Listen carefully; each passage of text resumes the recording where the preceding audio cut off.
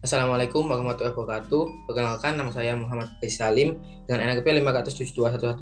Jadi di sini pada bab pertama saya membahas mengenai muatan listrik, hukum kolom, medan listrik, dan juga hukum Gauss. Sedangkan pada bab 2 saya akan membahas mengenai energi potensial dan potensial listrik, kapasitor dan kapasitansi, energi pada kapasitor, dan juga di elektrikum. Yang pertama adalah muatan listrik, yakni muatan dasar yang dimiliki oleh suatu benda yang membuatnya mengalami gaya pada benda lain. Jadi muatan listrik itu ada dua, yakni muatan positif atau disebut proton dan juga muatan negatif yang disebut elektron. Selanjutnya ada hukum kolom. Hukum kolom merupakan yakni besar gaya tolak menolak atau tarik menarik antara dua benda bermuatan listrik yang besarnya berbanding lurus dengan masing-masing muatan listrik dan berbanding terbalik dengan kuadrat jarak antara kedua benda bermuatan. Rumusnya ada di sebelah sini, dan ini adalah ketika dua benda yang bermuatan berbeda tarik menarik dan yang di bawah bermuatan sama akan tolak menolak. Yang rumusnya adalah F sama dengan K Q1 Q2 per R kuadrat. Selanjutnya adalah medan listrik, yakni daerah sekitar benda bermuatan listrik yang masih dipengaruhi oleh gaya listrik. Atau mudahnya yakni efek yang ditimbulkan oleh keberadaan muatan. Rumusnya yakni E sama dengan F per Q. F di sini merupakan gaya kolom tadi dibagi muatan. Atau bisa dirumuskan dengan E sama dengan K dikali Q per R kuadrat. K sendiri yakni konstanta kolom tadi yang bernilai 9 kali 10 pangkat 9. Di sini ada medan listrik dari bermuatan positif yakni keluar dan bermuatan negatif yakni masuk. Dan ini adalah ketika dua muatan didekatkan, medannya akan berbentuk seperti ini. Selanjutnya ada hukum Gauss yang menjelaskan jumlah aljabar garis-garis gaya magnet atau flux listrik yang menembus permukaan tertutup sebanding dengan jumlah aljabar muatan listrik, atau bisa dirumuskan dengan flux sama dengan E medan dikali A luasan dikali cos theta. Theta sendiri adalah sudut antara vektor A dengan vektor tolak menolak antara kedua muatan itu. Di sini yakni muatan berapa banyak muatan elektronnya adalah massa dikali E, banyak elektron dikali muatan elektronnya, sehingga didapatkan banyak elektronnya ada 6,25 kali 10 pangkat 18, dan juga masanya diketahui dikali banyak elektron dikali massa elektron tersebut, sehingga nilainya berikut. Kemudian gaya tolak menolaknya bisa dirumuskan sebagai F sama dengan K dikali Q1 Q2 per R kuadrat, sehingga ditemukan F-nya sebesar 9.000 Newton. Selanjutnya ada bab 2. Di sini saya akan membahas yang pertama mengenai potensial listrik.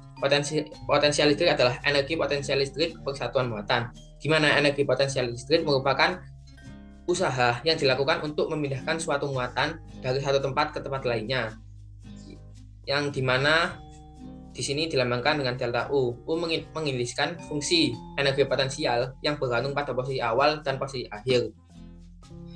Kemudian dari rumus energi potensial listrik ini dibagi dengan muatannya, yang dimana di VB ini dianggap sebagai titik acuan di titik tak hingga, sehingga nilainya 0, sehingga didapatkan potensial listrik sama dengan K dikali Q dibagi L. Selanjutnya ada kapasitansi dan kapasitor. Kapasitor adalah perangkat yang dapat menyimpan energi dalam bentuk medan listrik. Sedangkan kapasitansi merupakan kemampuan kapasitor untuk menyimpan muatan, yang perumusannya adalah sebagai berikut. C yang merupakan kapasitansi sama dengan Q atau muatan yang disimpan tersebut dibagi perbedaan potensial dari kedua konduktor. Berikut merupakan gambar kapasitornya. Susunan dari kapasitor jika paralel, maka C penggantinya langsung dijumlah dari C1, C2, C3. Sedangkan jika seri, maka seper C pengganti sama dengan seper C1 ditambah seper C2 dan seterusnya. Selanjutnya ada energi pada kapasitor. Selama proses pengisian kapasitor, muatan dipindahkan dari salah satu konduktor ke konduktor lainnya.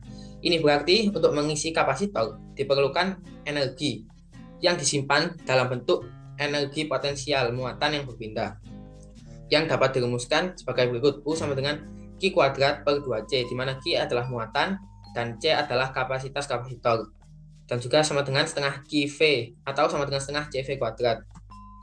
Selanjutnya ada dielektrikum. Dielektrikum merupakan ruang antara konduktor pada kapasitor yang biasanya berisi non-conducting, yang setiap benda tersebut memiliki ketetapan dielektrik masing-masing.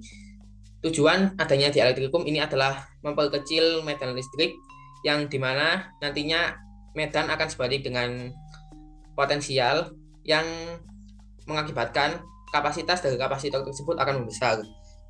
Di sini dapat dirumuskan sebagai berikut, di mana K itu bernilai lebih dari 1, sehingga kapasitas kapasitor akan lebih besar. Berikut adalah contoh soal. Sebuah kapasitor dihubungkan dengan sumber tegangan 50 volt. Berapa besar muatan yang terdapat dalam kapasitor?